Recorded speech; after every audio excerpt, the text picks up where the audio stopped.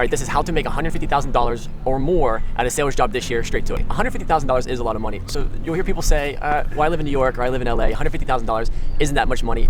$150,000 is a lot of money. Those people are overextended. I would recommend Dave Ramsey. He talks about you don't need to make more, you need to save more. So those people, maybe they have too big of a car payment or they should downsize their house, but that's a different topic for a different day. And so I just want to make that a point that $150,000, even after tax, even if you live in New York City or LA, it is a lot of money. So I want to set that straight. So in episode 1, we talked about how you can get a sales job in 1 week. And in episode 2, we talked about how you can be your company's top sales rep with volume and consistency and being trustworthy and reliable. So hopefully now you've gone and you worked at a couple of jobs and you've cut your teeth and you were hitting high volume consistently over time and you became your company's top sales rep, or maybe you are just coming in at this and you've just been doing sales for 15 years, or you've been a sales manager for a long time. This video is for those people that are really good at sales, a master salesperson, sales manager, somebody who has over a long period of time shown that they can be the top sales rep, or that are just a natural salesperson, and other people confirm that, not just you in your head and you've never sold and you just think that you're the best salesperson without any sort of proof. I don't think that you should just have been the top sales rep at one company. I think that you should have been the top sales rep at multiple companies, or if you stayed at one company for a long period of time and you were constantly the top sales rep, then this video is for you as well. But you're still stuck in that $40,000 to $100,000 range. I would like to give an analogy, and it relates to marriage. So if you ask me what's the most single important factor when determining whether a marriage is going to be successful or not, I would say it's a factor that precedes all the other factors that a marriage counselor would speak to you about in a session. And there's a reason why a marriage counselor typically isn't going to talk to you about this factor, and that factor is in partner selection. I would say that that is the single most important factor when it comes to having a happy marriage, is in the partner selection. Did you pick a good partner? So typically the therapist, when you go to see a therapist, they're there to make you two work. They're not there to tell you, this person is not good for you and that person is not good for you. You guys aren't good for each other. So the session's over. This is a waste of my time. Go home. You guys are never gonna work. It's never gonna happen, because then there goes their client walking out the door. Instead, they're gonna tell you that you guys can work things through. You just need to keep coming back every week to see them. And maybe sometimes you do just actually need to work through a relationship. That does happen. But sometimes, maybe you're a volatile guy. Maybe you're a guy that's easily worked up. And then you have a girl that likes to get under your skin a lot and antagonize you a lot. That's not a good fit. We all need to take responsibility for our own actions. And so if you are getting worked up, that's on you. You gotta control that. But what I'm saying is that you're not doing yourself any favors if you're with a girl or a guy that's constantly antagonizing you, getting under your skin and pulling a worse version of yourself out of you. And on the flip side of that, you might be easily worked up or always anxious, but you might be with a partner that is sort of chill and relaxed, and they sort of pull out a more calm version of yourself. So again, you gotta take responsibility for your own actions and behaviors. But you can do yourself a giant favor by picking a good partner that's gonna help pull out a better version of yourself. Don't blame your partner, blame yourself, look in the mirror. But it doesn't help you to be with somebody that's gonna make things harder for you if you have an anger issue and you got somebody that's always constantly testing you. So this relates exactly to what I'm talking about with job selection. It's the same exact thing. It can't be both. You can't tell me that you're a top salesperson, a really good salesperson, and you can't make $150K a year. You picked the wrong industry. You picked the wrong industry to sell. You picked the wrong service or the wrong product to sell. That's it. I'm here to tell you that you married the wrong person, that you need to move on because you're not getting any younger. And I'm gonna put a list right here of some industries in sales that you can do that will make you $150K or more this year. There's 2 last points I wanna make here, and the first one is that you may have to start over. You may have to start selling a new product or a new service. So their job is to sell you on the job. They're gonna do everything they can to keep you. And if you're reliable and you show up on time and you're a good salesperson, they're always gonna say things like, oh, the sales manager position is almost up for grabs, or there's other incentives. But if you're never getting that sales manager job, but you're kind of hanging around waiting for it, I can tell you right now that that's a tactic as well. To keep the sales team around, to let everybody think that there's a sales manager job position waiting for them, that there's gonna be a new location. Those are things that they'll say to keep you there. But if you've been there for a while and nobody's hitting that 150K or 100K or over 100K mark, then it's time to move on. Another problem that I find is that once you start selling, say, merchant processing, student loans, digital marketing, insurance, you get comfortable because you know how to sell that. So what you do, instead of going and selling a new thing, you just switch companies hoping that they're gonna pay you more. And maybe they will, but if you've been selling digital marketing services for 5 years and you've worked at 10 different companies and you've never made 150K, what does that tell you? Your answer is there.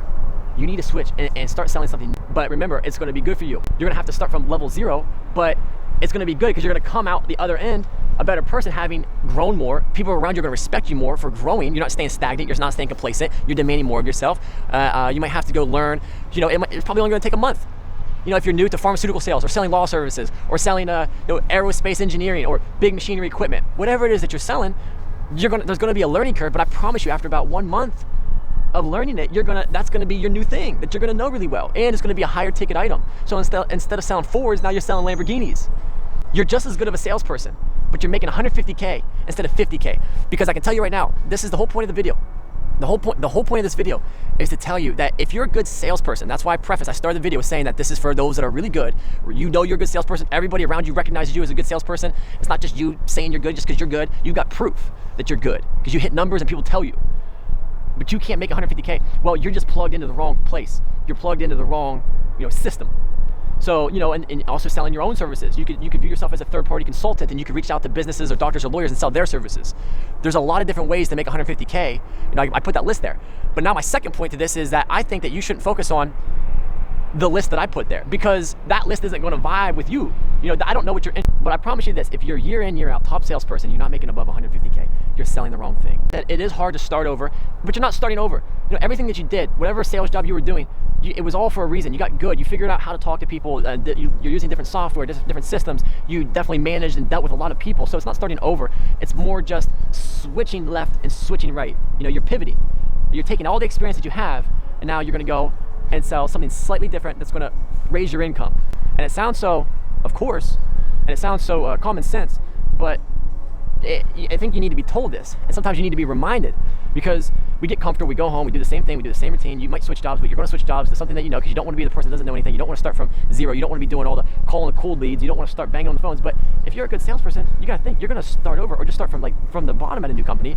But if you were number one at your old job, chances are you're going to become number one or at least high up there at the new company as well. You may start at the bottom or at the the very entry level position, selling the bigger ticket item thing now, but give it a month or two or three, and I promise you, the cream of the crop always rises to the top. So you're going to be back up with the top salespeople, but now you're in an industry where the top sales reps are making 500K. Also, last thing I can recommend, or I noticed, just an observation I've made, is that the jobs where you typically can make a lot of money it's where if you can find yourself in a position where it's you and the owner. It's a small company, you and the owner, and that's it. You're the one sales guy, or it's you and the owner and one other sales guy.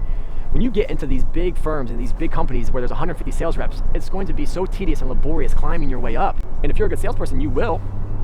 But I find a faster way to get it right now is go work with one guy who's already cut out, a path, making a lot of money, and he just needs a really good sales rep. And that's just a little side note, something I've noticed. You feel like a human being when you're there. And two, usually you can knock it out of the park financially if it's just you and an owner. I don't know, you just got to figure it out. Usually, typically, another little side note, a little free information.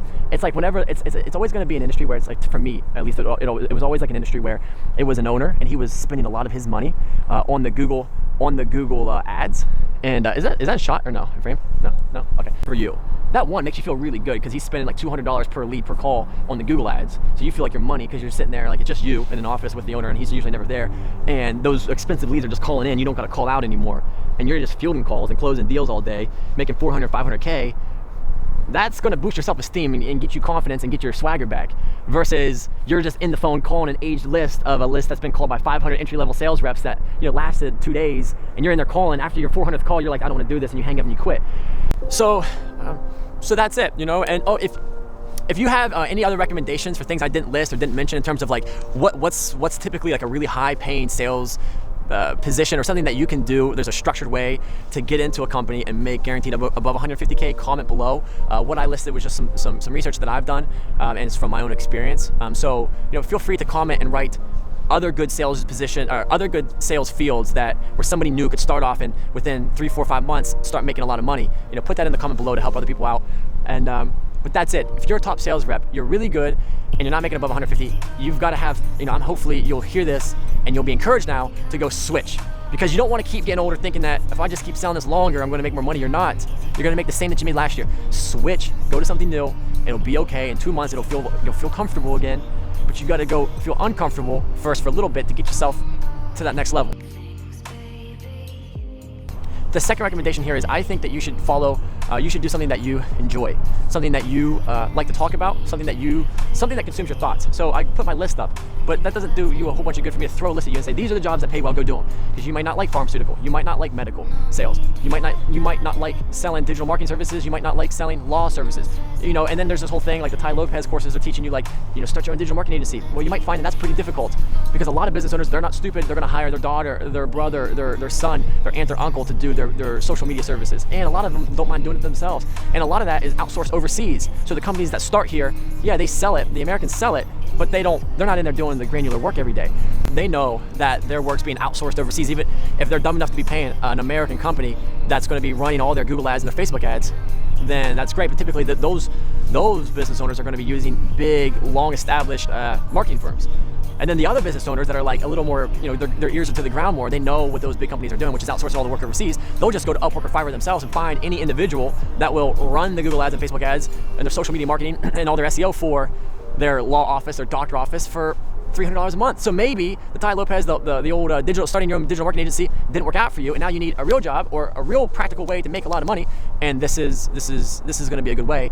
But you have to focus on something that you love to talk about. Don't look at a list of things that, these people make good money selling those things. Well, you're different. You are you. So you should be thinking about, what do I like? Well, I like coffee. Great. You should figure out how to sell and make a lot of money selling other people's coffee or your own coffee if you like it so much.